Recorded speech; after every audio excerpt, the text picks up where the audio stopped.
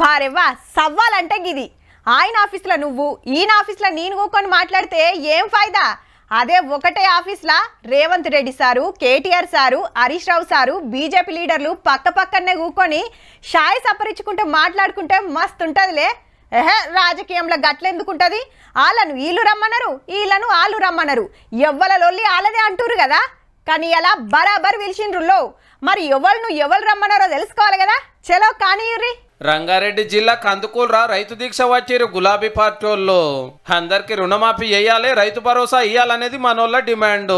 ఇప్పుడు రైతు బంధు ఇచ్చిండు అనుకో మీరు ఏమైనా కమిషన్ ఇస్తారా ఆయనకి ఇయర్ గా పోనీ మీరు పెన్షన్ ఇచ్చిండు అనుకో మీకు కమిషన్ ఇస్తారా మీరు ఏమైనా ముఖ్యమంత్రికి ఇయ్యరు. అదే మూసీలో 150,000 కోట్లు వచ్చిండు అనుకో ఒక 25-30,000 కోట్లు మంచిగా దొబ్బాలే ఢిల్లీకి మూటలు పంపాలి. 18,000 కోట్ల రూపాయలు వాళ్ళ ఖాతాలు వేసినాం. 2 లక్షల పైన ఉన్న వాళ్ళకి ఆ పైన మీరు కడితే మిగతా ఇస్తామని చెప్పినాం. రైతు రుణమాఫీ జరగలేదని ఇలా దిక్కుమాల నోటి దీక్ష పెట్టిండు. నేను రైతులకు విజ్ఞప్తి చేస్తున్నా, రోడ్ ఎక్కకండి, కలెక్టర్ ఆఫీస్కి పోండి. మీకు ఏదైనా సమస్య ఉంటే ఈ వీళ్ళని సన్నాసులను నమ్ముకున్నారంటే మీరు మన్ను పోసి అంబలి కాసుకునే పరిస్థితి అవుతుంది. మూసీ నది క్లీనింగ్ మీద కూడా కిసర్ బసర నడిచింది ఇద్దరికి.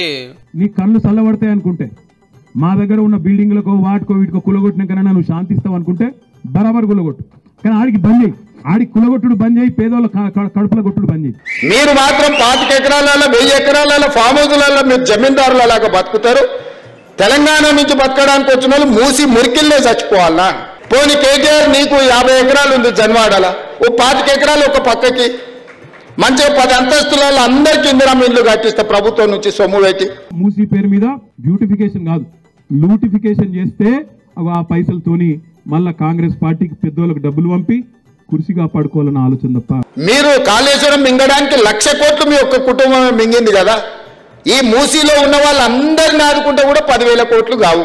మైకుల ముంగట కాదు సీదా సచివాలయానికే రండి, ఆడ కూకొని మాట్లాడుకుందాము, మీ సలహాలు తప్పకుండా పాటిస్తామని ప్రతిపక్షాలను పిలిచిండు ముఖ్యమంత్రి సారు. ముఖ్యంగా ఈటల రాజేందర్ గారికి, కేటీ రామారావు గారికి, హరీష్ రావు గారికి నేను సూచన చేస్తున్నా, మీరు ముగ్గురు రాండి సెక్రటేరియట్. నేను మా ఉప ముఖ్యమంత్రి గారు కూర్చుంటాం, అధికారులు అందరినీ పిలిపిస్తా. ప్రజల్ని ఎట్లా ఆదుకుందాం, ఎట్లా బాగు చేద్దామో చెప్పండి. ప్రత్యామ్నాయంగా వాళ్ళకి మంచి ఇల్లు కట్టిద్దామా, లేకపోతే నష్టపరిహారం ఇద్దామా, లేదు అంటే ఇట్లనే వదిలేసి మూసేద్దాం, అది కూడా చెప్పండి. సిటీ అవతల ఇండ్లు కట్టిండ్రు కదా అప్పట్లా, ఇప్పుడు నడిమిట్లనే గరీబ్లకు ఇల్లు కట్టిస్తానికి జాగాలు కూడా చూసిందట ఈ గవర్నమెంట్. అవసరమైతే రేస్ కోర్సును బయటకు తరలిద్దాము. సిటీ బయటకు రేస్ కోర్సు తరలిస్తే మలక్పేటలో 150 ఎకరాలు 200 ఎకరాలు ఉంది.